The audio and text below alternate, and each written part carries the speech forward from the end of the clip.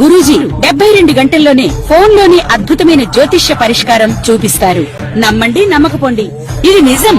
శ్మశాన కాళి రుద్ర చౌడీదేవి ఆరాధకులు నంబర్ 1 వశీకరణ స్పెషలిస్ట్ గురూజీ.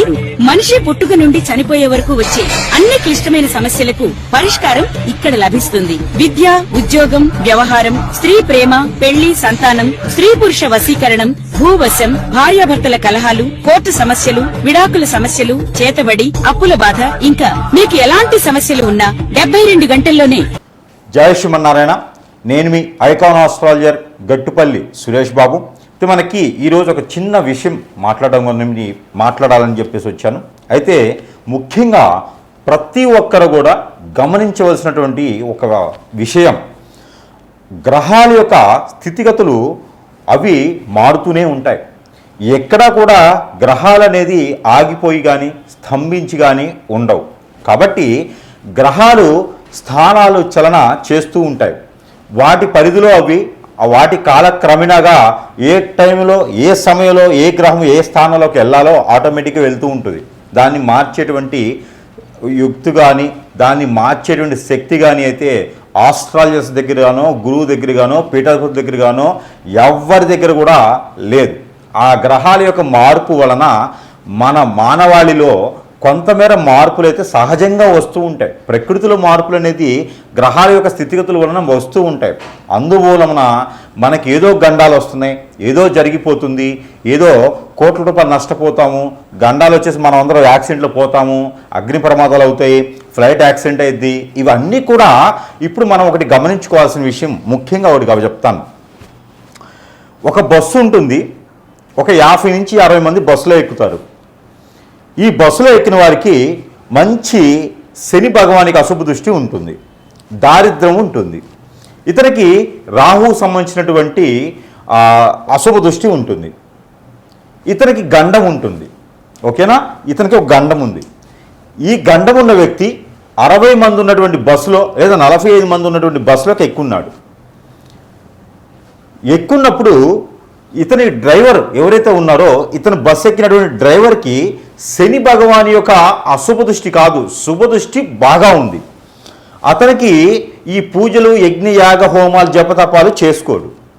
తను వృత్తిని నమ్ముకొని ప్రతినిత్యము కూడా ప్రతి నిమిషము కూడా వృత్తికి నమస్కారం చేసుకొని, నా వెనక చాలామంది ఉన్నారు, నేను చేసేటువంటి డ్రైవింగ్ చాలా పర్ఫెక్ట్గా ఉండాలి, జాగ్రత్తగా ఉండాలి, నా వెనక వాళ్ళు ముందు వాళ్ళు చాలా జాగ్రత్తగా వెళ్ళాలి, గమ్యానికి తీసుకెళ్ళాలి వీళ్ళందరని చెప్పేసి ప్రతిరోజు కూడా ఉదయించే సూర్యుడికి నమస్కారం చేసుకుంటాడు. తను ఎక్కినటువంటి వాహనానికి నమస్కారం చేసుకుంటాడు.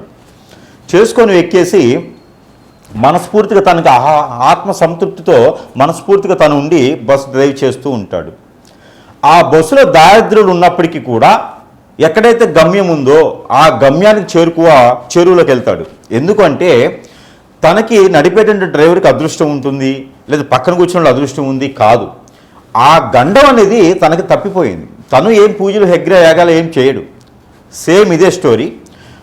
అదే వ్యక్తి ఏదైతే శని భగవాన్ అశుభ దృష్టి, రాహుకేతువుల అశుభ దృష్టి, చాతపడి, హిప్నాటిజం, బ్లాక్ మ్యాజిక్, వశీకరణం అన్నీ అయిపోయేసి జాతకంలో చూసినప్పుడు గండం ఉంది అని చెప్పేటువంటి వ్యక్తికి అతను మునుపటి రోజున లేకపోతే మునుపటి మాసంలో అంటే వెనకపోయినటువంటి మాసంలో యజ్ఞ, యాగ, హోమ, జప, తప ఎన్నో రకాలైనటువంటి దానాలు, ధర్మాలు, ఎన్నో రకాలైనటువంటి పుణ్య కార్యక్రమాలు చేస్తున్నాడు.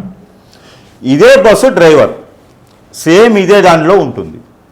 ఉండగా అతను గండాలు తప్పించుకోవడానికి చేసినటువంటి లక్షల రూపాయలు ఖర్చు పెట్టి యజ్ఞయాగాలు చేయించుకున్నాడు. ఈ వ్యక్తి బాగాలేని దశలు బాగాలేనటువంటి వ్యక్తి, నక్షత్రాలు బాగాలేని వ్యక్తి చేయించుకొని అదే బస్సు ఎక్కి ఉన్నాడు.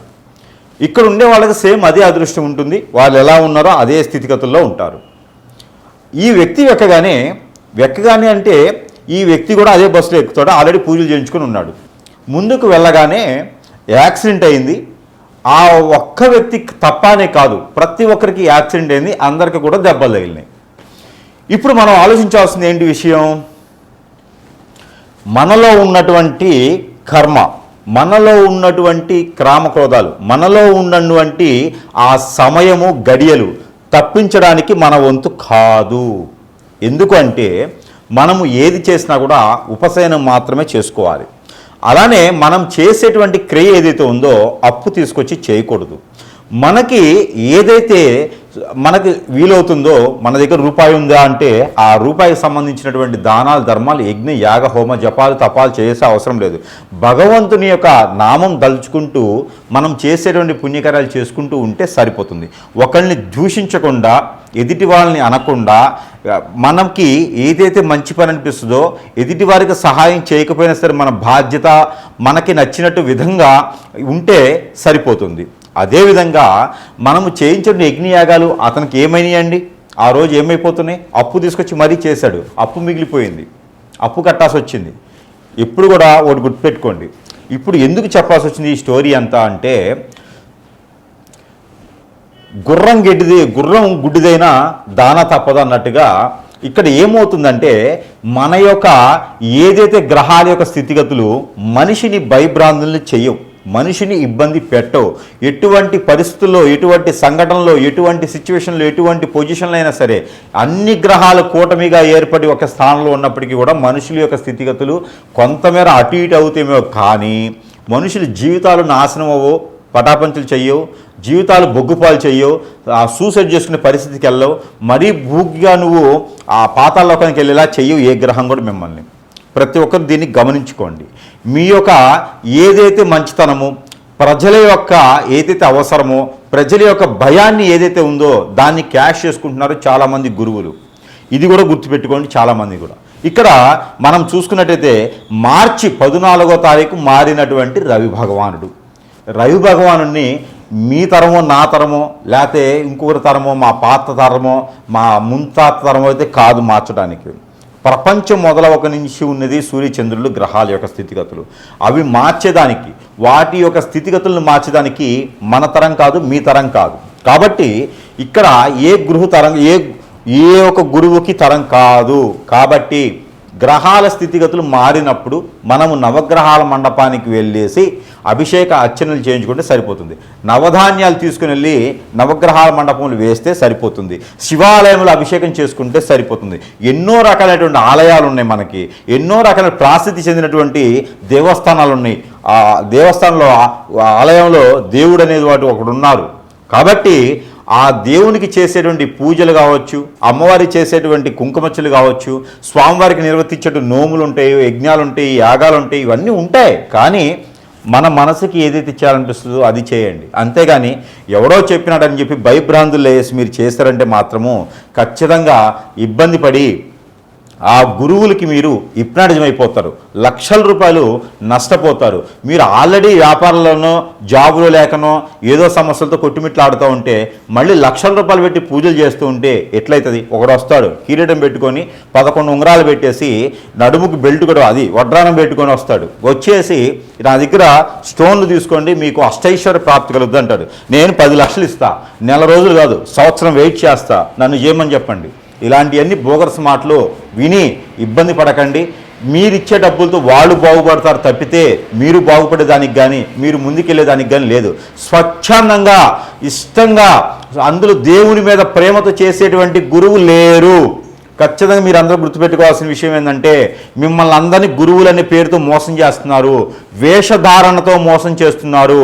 ఇకపోతే మీరే గమనించుకోవాలి, ఇది మంచి గురువు ఎవరా, చెడ్డ గురువు ఎవరా, ఇన్ని లక్షల రూపాయలు ఈ పూజకి హోమానికి అవుతున్నాయా, దీని తర్వాత తాత్పర్యంలో మనకి పని అవుతుందా లేదా, ఇవన్నీ కూడా గ్రహించుకోండి, గమనించుకోండి. మీ దగ్గర తీసుకున్నటువంటి డబ్బులతోనే గురువులు వారు చేసేటువంటి పని ఏమిటంటే కనుక మిమ్మల్ని హిప్నటైజ్ చేసి వారి చుట్టూ తిప్పుకుంటున్నారు. ఇవన్నీ గమనించుకోండి. మరొకటి, ఇక మార్చి 14వ తారీఖు మారినటువంటి రవి భగవానుడు, ఈ రవి భగవానుడు కుంభరాశి నుంచి మీనరాశికి వచ్చాడు. ఓకే, ఏమిటంటే అయితే మీనరాశి నుంచి ఏప్రిల్ 14వ తారీఖు మేషరాశిలోకి వస్తాడు. ఏంటి అయితే దీనివలన యజ్ఞాలు చేయాలి, హోమాలు చేయాలి, మీకు గండాలు ఉన్నాయి, ప్రాణభయం ఉంది. ఎవడు చెప్పాడు? ఏది పంపించమని చెప్పండి, ఎంతమందిని పంపిస్తారో. ఇవన్నీ కూడా బోగర్స్. మన జాతకంలో ప్రతి ఒక్కరికి శని బలం అనేది ఖచ్చితంగా ఉంటుంది. ఆ శని బలం పెంచడానికి ఎవరి తరం కాదు, తగ్గించడానికి ఎవరి తరం కాదు. గ్రహాల యొక్క స్థితిగతులు మారుతూ ఉంటాయి. అవి మారినప్పుడు శనీశ్వరుడి దగ్గరికి వెళ్ళేసి తైలాభిషేకం చేసుకోండి, సరిపోతుంది. అంతేగానక ఏదైనా మీరు దానం చేసేయండి, సరిపోతుంది. 10 మందికి అన్నం పెట్టండి, సరిపోతుంది. పేదవాళ్ళకి, పేద విద్యార్థులకి, వికలాంగులకి, అంగవైకల్యులకి, అలానే వృద్ధులకి ఎంతోమందికి ఉన్నారు. వారికి మంచి చేయండి. ఆరోగ్యం బాగాలేక ఎంతోమంది ఆన్లైన్లో డబ్బులు లేక ఉండిపోయి ఉన్నారు, మరణించే వాళ్ళు ఉన్నారు. వారికి దానం చేయండి, అన్నదానం చేయండి, వస్త్రదానం చేయండి, అలానే మీరు ప్రాణదానం చేయండి, విద్య దానం చేయండి. అంతేగాని బోగర్స్ మాటలు చెప్పేటువంటి గురువుల్ని ఎప్పుడు కూడా మీరు నమ్మకండి. గురువుకి కాలికి నమస్కారం చేయకండి, గురువుకి పాదసేవ చేయకండి, గురువుకి పాదాలకు అభిషేకాలు చేయకండి. అది పాపం మనం కూడా చుట్టుకున్నటువంటిది. వాళ్ళు చేసేటువంటి ప్రతి కర్మకి, వారు చేసేటువంటి ప్రతి కర్మైనటువంటి విషయాలకి మనం పాపాలు కట్టుకోవాల్సి వస్తుంది. కాబట్టి మీరు అందరూ కూడా గురువుని ఇష్టపడండి, గురువు దగ్గరికి వెళ్ళండి. అంతేగానక మీకు ఇష్టం ఉంటే వెళ్ళండి, కానీ గురువులకి ఏ మాత్రం సేవ చేసినా కూడా ఆ పాపాలు, ఆ కర్మలు మనం చుట్టుకోవాల్సి వస్తుంది. దయచేసి అలాంటి చేయకండి. ఇకపోతే మార్చి 14వ తారీఖు మారినటువంటి రవి భగవానుడు, దానివలన ఏదో శని భగవానుడు అష్టదిబ్బందన అయిపోయినాడు, కదలకుండా అయిపోయినాడు అంటే ముందు నువ్వు బతకరు అయ్యా. అష్టదిబ్బందులు అయ్యి కదలకుండా అయ్యి తాళచలనం లేకుండా పోతే ముందు నువ్వు బతకాలి కదా. అసలు నీ బాడీలో శని ఉందో చూసుకో, అసలు నీ ఆయుష్ ఎక్కడి వరకు ఉందో చూసుకోలేదయ్యా. ముందు ఏ గురువుకైనా చెప్తున్నానో వార్నింగ్ ఇస్తున్నాను, ఇది జాగ్రత్తగా లేకపోతే మాత్రం ఖచ్చితంగా మిమ్మల్ని అందరూ మాత్రం ఏకి పారేయడానికి కాదు, రోడ్డు మేము పెట్టి ఉరి వేయడానికి కూడా సిద్ధంగా ఉంటాను నేను. ప్రతి ఒక్క గురువు కూడా వార్నింగ్ పెట్టుకోవాలి ఇది. తర్వాత ఇంకొక విషయం ఏంటంటే కనుక శని భగవానుడు ఏమవుతుందయ్యా, ఏదో చెప్తున్నారు, శని భగవానుడికి ఏమవుతుంది, ప్రాబ్లం ఏంది, ఈ సమస్య ఏమవుతుంది, మీకేమవుతుంది? శని భగవాన్ని మోసుకొచ్చి తీసుకొచ్చేమన్నా మళ్ళీ ఇంకో రాశి తీసుకొస్తారా? లేనప్పుడు ఎందుకయ్యా మీకు ఇవన్నీను? మీరు సంపాదించడానికి వేసేటువంటి వేషాలు ఇవన్నీను. నడుముకు వడ్డాలు పెట్టుకొని, ఎంట్రుకల తాళ్ళు కట్టుకొని, త్రిశూలం పెట్టుకొని శివుళ్ళు అవ్వరు, ఓకేనా? తలపాగా పెట్టుకోగానే లేదా తలకి ముడేసుకోగానే మీరు సాధువులు అవ్వరు. కాబట్టి మీరు చేసే అన్నీ తెలుసు. ప్రతి ఒక్కరు మాత్రం చెంటాడేస్తాను, సమస్య లేదు అందులోను. ప్రజలకి మోసం జరిగితే మాత్రం ఒప్పుకునే ప్రసక్తి లేదు అందులోను. మరొక విషయం ప్రజలు గుర్తుపెట్టుకోండి, ఇలాంటి బోగస మాటలు విని హోమాలు, యజ్ఞాలు, యాగాలని చెప్పి వెళ్ళి డబ్బులు పాడు చేస్తున్నట్టు మాత్రము మిమ్మల్ని కాపాడే నాదుడు ఎవ్వడూ లేడు. శివుడి దగ్గరికి కాదు, మళ్ళీ ఆ శివుడి దగ్గరికే వెళ్ళాలి మీరు ప్రార్థన చేసుకుంటూ. మనకి శక్తిపీఠాలు, అలానే మనకి అష్టదిశ శక్తిపీఠాలు, అలానే మనకి ఎన్నో రకాలైనటువంటి దేవాలయాలు ఉన్నాయి. వాటన్నిటి దగ్గరికి వెళ్ళి పూజలు చేసుకోండి. ఆల్రెడీ నిర్మించిన దేవాలయాలు ఉన్నాయి, మన పెద్దలు నిర్మించిన దేవాలయాలు ఉన్నాయి, వాటన్నిటి దగ్గర పూజలు చేసుకోండి, సరిపోద్ది. కానీ ఎవడో వస్తాడు దానికి దశమహావిద్యలు అని చెప్పేసి మందు మాంసం పెడతా అంటాడు, దరిద్రం ఉండకూడదు వాడు. మనుషాలు అది ఇంకేమన్నా, వీళ్ళని గురువులుగా చెప్పుకోవాలి మనము, వీళ్ళని పూజించడం మళ్ళీ నేను మాట్లాడాల్సి వస్తుంది ప్రజలకు. మళ్ళీను అందరూ కూడా చాలా జాగ్రత్తగా ఉండండి. ఇకపోతే 14వ తారీఖు మార్చి మాసంలో మారినటువంటి రవి భగవానుడు వల్ల శని భగవానుడికి వచ్చిన నష్టం లేదు, మనకి ప్రాణభయాలు లేవు. ఆ శని వల్ల మనకేదో అయిపోతుంది అని కాదు. ఇలాంటి దరిద్రం ఉండా కొడుకులు చెప్పుకునే గురువులు చేసేటువంటి పనికి, లేదంటే మన మీద వ్యసనంతో, రందితో, కుళ్ళుతో, కుతంత్రంతో మనం ఎదుగుతున్నామని ఇష్టం లేకుండా చేసేటువంటి హిప్నాటిజం, బ్లాక్ మ్యాజిక్, వశీకరణ, బాగల్ముఖి, భానుమతి, యక్షిణి విద్యలు ఉంటాయి. ఇవి శని భగవానుడితో, రవి భగవానుడితో, లేకపోతే శుక్రుడితో, బుధుడితో, గురువుతో సంబంధం లేదు. దరిద్రముండా కొడుకులే చేస్తారు, అలాంటి వారు చేపిస్తారు. మన ఎదుగుదల ఇష్టం లేకుండా మనం హతాచుకుపోవాలి, మనం నాశనం అవ్వాలి, మనం అష్టదిబ్బతం పాలవ్వాలి, మనం ఏ పని చేసినా ముందుకు వెళ్ళకూడదని చెప్పి చేపించేటువంటి వారు, చేసేటువంటి వారు, వారి వల్లనే మనం నష్టపోతున్నాము. వాటికి విరుడుగా మనం మంచి గురువు దగ్గరికి వెళ్తే వారికి సరైనటువంటి రీతిలో మనకి జరిగినటువంటి నష్టానికి ఆ సరైనటువంటి పద్ధతిలో చేసేటువంటి విధానం ఉంటుంది. ఇది అందరూ గమనించుకోవాలి సుమి. అంతే గనక లక్షల రూపాయలు పెట్టి యజ్ఞయాగాలు, లక్షల రూపాయలు పెట్టి కామాఖ్య దగ్గర పూజలు చేయించకూడదు. ఏదైనా ప్రేమపూర్తిగా వెళ్ళి చేయించుకోండి. అంతే గనక ఏదో గురువు చెప్పాడని హోమాలు చేయించడం కానీ, యజ్ఞాలు చేయించడం చేయకండి. దానివల్ల మీకు సరిగా చేసే నాదుడు లేడు. దానివల్ల చెప్తా ఉన్నాను, హోమాలకి నేను వ్యతిరేకని కాదు, కానీ సరిగా చేసే నాదుడు లేడు. కాబట్టి ఎవరు సరైన గురువు, ఎవరిని ఎంచుకోవాలి అని చెప్పేసి ఖచ్చితంగా మీరు దాన్ని చూసుకోండి. ప్రతి గురువు ఇప్పుడు ఏం చేస్తున్నాడు ఈ రోజుల్లో గమనించుకుంటూ ఉండండి. ఇంకా చాలా ఉన్నాయి వెనక, అవన్నీ కూడా ఒకటోటిగా వస్తాయి బయటికి. ఎవడెవడు ఎక్కడ చేస్తాడో తెలుస్తుంది, అన్నీ కూడా బయటికి వస్తాయి. కాబట్టి ప్రజలు అప్రమత్తంగా ఉండండి, జాగ్రత్తగా ఉండండి. ఈ తాలిబాన్స్ కన్నా కూడా చాప కింద నీళ్ళ తయారయ్యారు గురువులు. డ్రగ్స్ కన్నా కూడా ఘోరంగా తయారయ్యారు వారు హిప్నటిజం. కాబట్టి ప్రజలు అప్రమత్తంగా ఉండండి. ఇక్కడ కుంభరాశిలో ఉండేటప్పటి గ్రహాలు కావచ్చు, రాహుతో ఉన్నటువంటి బుధుడు కావచ్చు, చంద్రుడు కావచ్చు, ఎవరున్నవాడు మీకు ఒరిగే నష్టం లేదు, పోయే నష్టం లేదు. గ్రహాల వల్ల మీకు ఎప్పుడు కూడా ఏ ప్రాణ నష్టం కానీ, ఆస్తి నష్టం కానీ, ఇంకో నష్టం కానీ, భార్య భర్త మధ్య దూరం కానీ, పిల్లల పెద్ద మధ్య దూరం కానీ, జాబ్ రాకపోవడం కానీ, ఇంకో సమస్య కానీ గ్రహాల యొక్క స్థితిగతుల వల్ల మీకు రావు. కాబట్టి మీరు అప్రమత్తంగా ఉండండి. గురువుల దగ్గర చాలా జాగ్రత్తగా ఉండండి. మీరు చేసేటువంటి ప్రతి క్రియ కూడా డబ్బులు పెట్టేసి లక్షల రూపాయలు వదిలించుకుని చేయకండి. ఆలయాలకు వెళ్ళండి, దేవస్థానానికి వెళ్ళండి, ప్రతినిత్యం దేవునికి కాపాడుకునేలా పూజించుకోండి, మీరు నమస్కారం చేసుకోండి, అర్చన అభిషేకాలు లాంటివి చేసుకోండి. ఇంకా కూడా కావాలి అంటే కూడా జపం చేసుకోండి. మీకు మీరుగా దేవస్థానంలోకి వెళ్ళి అమ్మవారికి, స్వామివారికి సమర్పించుకోండి ఏదైనా సరే. అలానే నవగ్రహాల చుట్టూ తిరగతండి. మీకు ఏ గ్రహ దోషం ఉన్నా పోతుంది, పటాపంచలైపోతుంది. అంతేగాని ఎక్కడో యజ్ఞాలు చేయించుకుంటే లక్షల రూపాయలు పెట్టి పోదు, కాదు, చేయదు. ప్రతి ఒక్కరు కూడా అప్రమత్తంగా అయితే ఉండాలని మనస్ఫూర్తిగా ఈరోజు మీకు తెలియజేస్తున్నాను. దీన్ని కూడా తప్పు పట్టారంటే మాత్రం మీకన్నా దరిద్రులు ఇంకెవరు లేరని అర్థం. ఇది జై శ్రీమన్నారాయణ. నేను మీ ఐకాన్ ఆస్ట్రాలజర్ గట్టుపల్లి సురేష్ బాబు.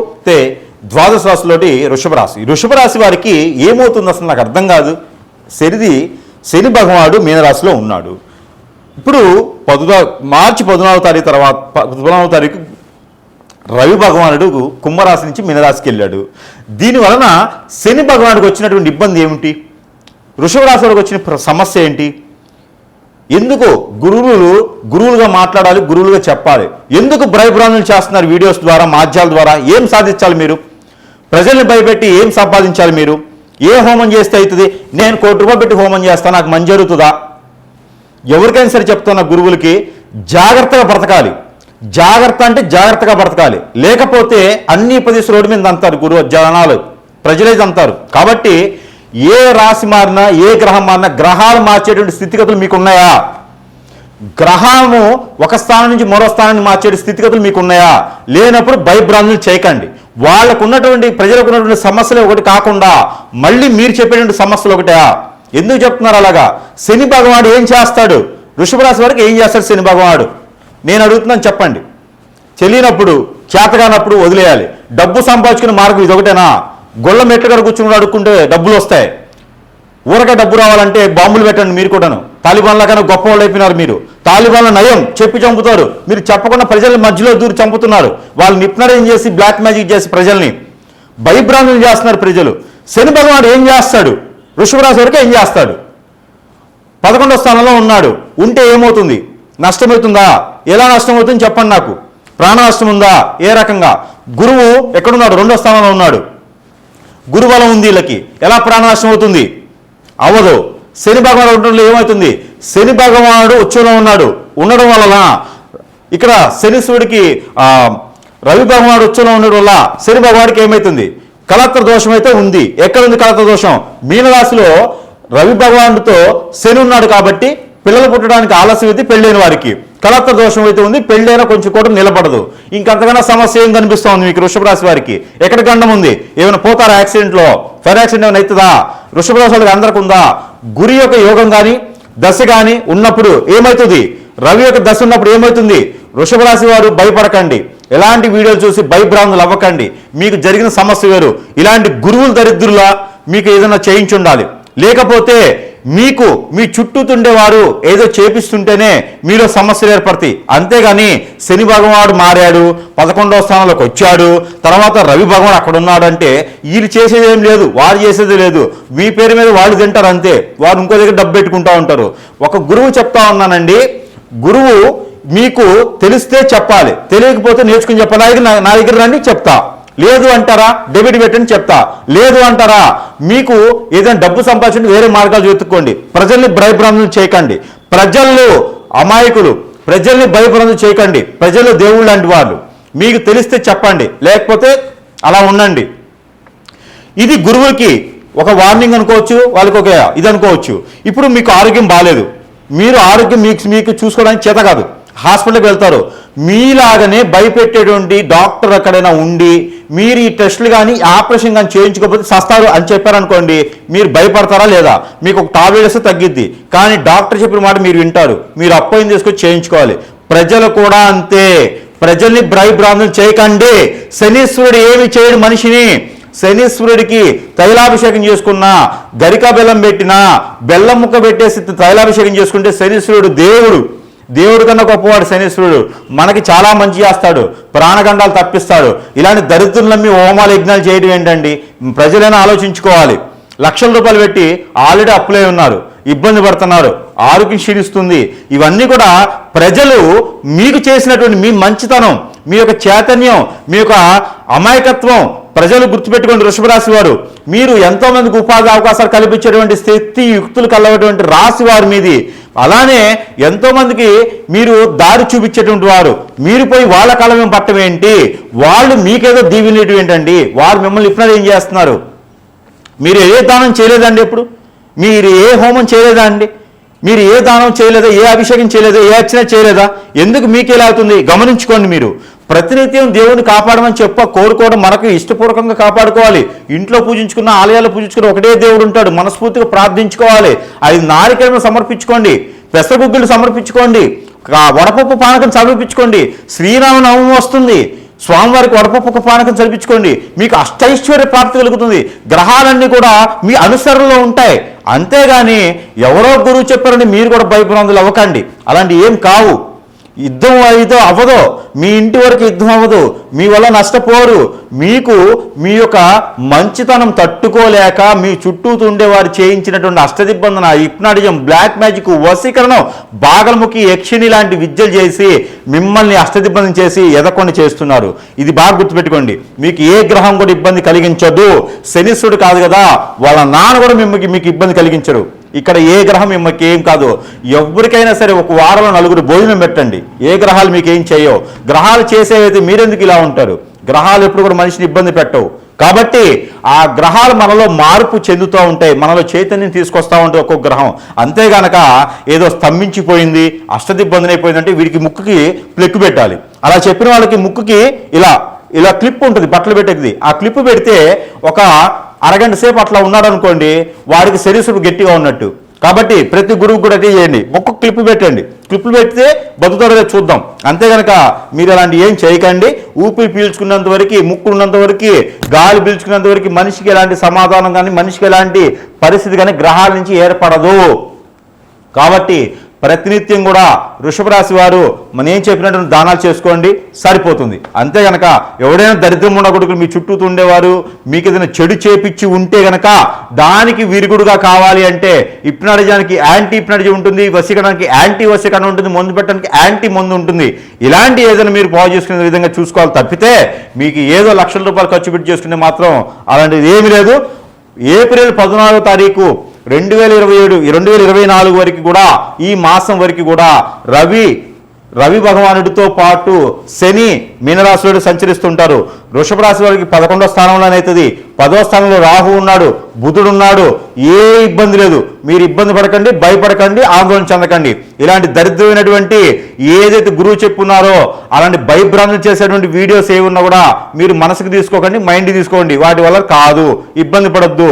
మీకు ఇంకా ఇబ్బంది ఉందంటే మీరు ఏచుకొని వదిలేసినటువంటి బట్టలు లేదా కొత్త బట్టలు కొనండి. ఆలయాల వద్ద అడుక్కునేవారు ఉంటారు, గంగిరెద్దులు అంటారు, అడుక్కునేవారు ఉంటారు. ఎవరికైనా సరే దానం ఇచ్చేయండి, 1-2-3కి. మీకు అన్ని రకాల గ్రహ దోషాలు పటాపంచలేకపోతే చిటికలో ఇలాగా. కాబట్టి ఇచ్చేయండి. ఉదయించేటువంటి రవి భగవానుడికి నీళ్లు ఆర్జినవని చాలు. ప్రపంచంలో సర్వదేవతలకి పూజించినట్టే. మీరు కులంతో మతంతో సంబంధం లేదు. ఈ ఒక్కటి చేయండి, 41 రోజు చేయండి, ఒక దీక్ష చేయండి. మీకు ఎటువంటి ఏ గ్రహ దోషాలు కూడా మీకు ఇలా చిటికలో వెళ్ళిపోతాయి. ప్రయత్నం చేయండి. జై శ్రీమన్నారాయణ.